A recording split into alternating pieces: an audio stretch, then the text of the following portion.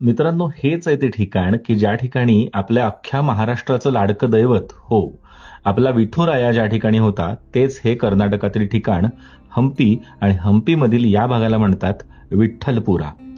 अप्रतिम वास्तुकलेचा नमुना असलेला हा भाग अक्षरशः आपल्याला वेड लावून ठेवतो आणि पाहत राहावा असं हे ठिकाण आहे. हंपीमध्ये असलेलं मोस्ट पॉप्युलर डेस्टिनेशन कुठलं असं जर तुम्ही विचारलं तर हे आहे मोस्ट पॉप्युलर डेस्टिनेशन म्हणजेच विठ्ठल मंदिर. या ठिकाणी अजून एक वैशिष्ट्य आहे. ते असं आहे की या ठिकाणी असलेला हा दगडी रथ की ज्याची चाकं जागेवर गोल फिरायची एकेकाळी. किती सुंदर वास्तुकला असेल तुम्ही कल्पना करू शकता. आज 50 रुपयाच्या नोटेवर असलेला जो दगडी रथ आहे तो याच ठिकाणचा रथ आहे आणि हाच आहे तो रथ. विठ्ठल मंदिराच्या प्रत्येक खांबांमधून सप्तसूर आजही ऐकू येतात. दगडी खांबांमधून सप्तसूर कसे ऐकू येतात याचं कोडं शास्त्रज्ञांना अजूनही सुटलेलं नाहीये.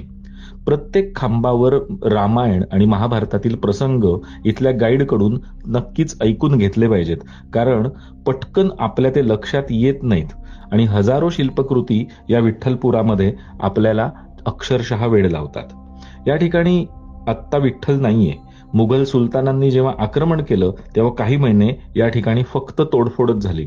तरीही आज जे उभं आहे ते पाहून आपण स्थितप्रज्ञ होतो, भारावून जातो. मग करताय ना प्लॅन?